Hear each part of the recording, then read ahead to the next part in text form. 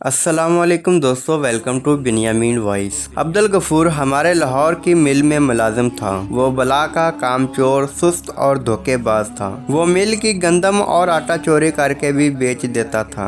काम में भी सुस्ती करता था और वो जी भर कर निखट्टू भी था। हमने कई बार उसे निकालने का फैसला किया, लेकिन फिर मैं अपने वालिद की वजह से रुक जाता था कि मेरे वालिद ने नसीहत की थी, मेरे बाद किसी मुलाजिम को नौकरी से नहीं निकालना। अब्दुल गफूर मुझे वालिद की तरफ से विरसे में मिला था, चनाचे मैं उसे बर्दाश्त करने पर मजबूर था। अब्दुल गफूर को जिंदगी में किसी ने कभी नमाज पढ़ते नहीं देखा था और ना ही कोई नेकी का काम करते। वो दबा कर सिगरेट भी पीता था और चर्स भी। वो पूरी जिंदगी मकरूज भी रहा था। हम हर साल अपने एक मुलाजिम को हज पर भिजवाते थे। हम इस मुलाजिम के तयन के लिए कुरानदाजी करते थे। हमने एक साल कुरानदाजी की, अब्दुल गफूर का नाम निकल आया। हमने उसे हज की पेशकश की, लेकिन उसने इनकार कर दिया। लोगों ने बहुत उसे समझाया, लेकिन वो नहीं माना। चनाचे हमने दूसरे मुलाजिम को भिजवा दिया। अगले साल फिर उसका नाम निकल आया। अब्दुल गफूर ने इस साल भी इनकार कर दिया। हमने दोबारा कुरानदाजी की, दूसरी बार फिर उसका नाम निकल आया। हमने तीसरी कुरानदाजी की, फिर अब्दुल गफूर का नाम आ गया। हमने तजर्बे के लिए मर्तबान में चौथी मर्तबा अब्दुल गफूर की पर्ची ना डाली और उसकी जगह खाली पर्ची डाल दी। चौथी मर्तबा पर्ची निकाली तो वो खाली ही निकली।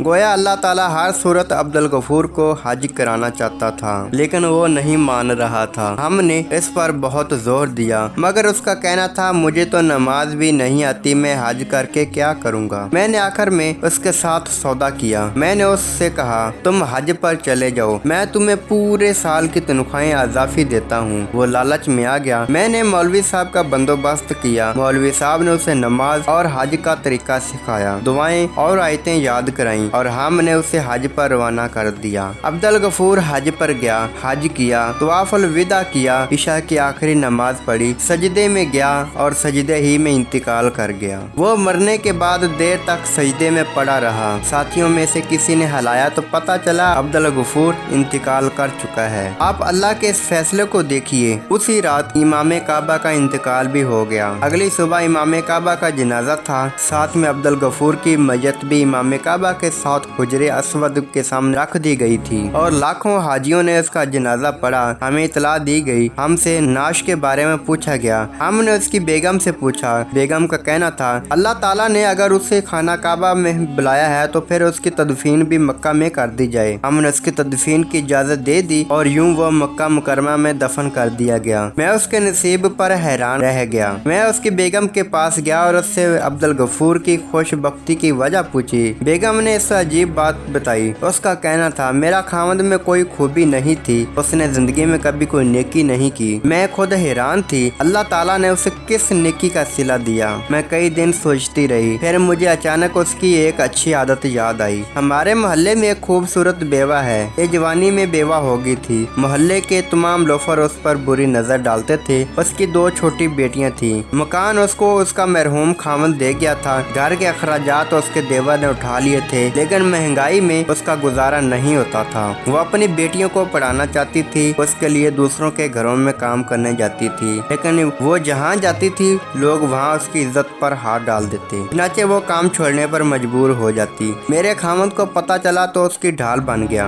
उसने उसे अपनी मुंह बोली बहन बना लिया। उसने अपनी मुंह बोली बहन को घर बिठाया और उसकी दोनों बेटियों को स्कूल दाखिल करा दिया। वो लोगों से कर्ज लेकर आपकी फैक्ट्री से चोरी करके उन बच्चियों को तालीम दिलाता था। वो हफ्ते 10 दिन बाद अपनी मुंह बोली बहन के घर राशन भी दिया कर आता था, लेकिन उसने राशन देते वक्त या बच्चियों की यूनिफॉर्म, किताबें और फीस देते हुए कभी उसके घर की दहलीज पार नहीं की थी। वो ये तमाम चीजें एक बड़ी सी टोकरी में रखता था। टोकरी बेवा की दहलीज पर रखता था, दरवाजे पर दस्तखत देता और कहता मरियम बहन मैंने सामान बाहर रख दिया है, आप इसे उठा लें। वो मरियम वो सामान उठाते वक्त हमेशा कहती थी या मेरे भाई अल्लाह ताला तुम्हारा खात्मा ईमान पर करे। हमें ये दुआ अजीब लगती थी, लेकिन हम चुप रहते थे। आपने उसे पिछले साल भी हज पर भिजवाने की कोशिश की, लेकिन उसने ये सोचकर इनकार कर दिया वो अगर सऊदी अरब चला गया तो मरियम बहन खुद को बेआसरा महसूस करेगी। वो इस बार भी नहीं जाना चाहता था, लेकिन आपने उसे पूरे साल की अजाफी तनख्वाह दे दी। अब्दुल गफूर ने वो सारी रकम मरियम बहन को दे दी। वो हज पर चला गया। उसका वक्त पूरा हो चुका था।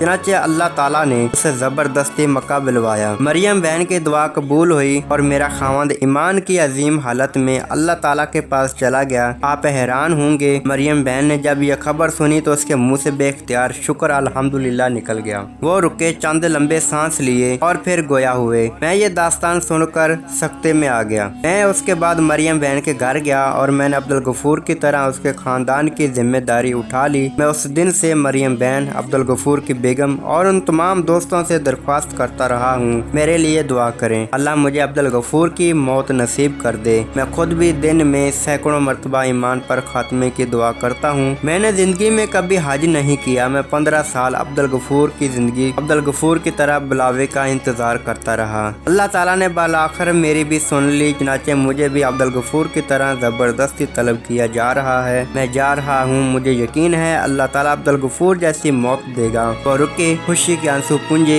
मुझे सीने से लगाया और अपने बेडरूम में चले गए। मैं देर तक उनके ड्राइंग रूम में हैरान परेशान बैठा रहा। वो चंद दिन बाद हज पर तशरीफ ले गए। हज किया, मदीना मुनव्वरा तशरीफ ले गए। ईशा की नमाज के लिए मस्जिद नबवी गए, सजदे में गए और अल्लाह ताला ने इन्हें बुला लिया। जन्नत अल बकी में सहाबा कराम रजी अल्लाह ताला अन्हु की कुर्बत में दफन हुए। अल्लाह ताला ने इन्हें भी अब्दुल गफूर की मौत नसीब कर दी।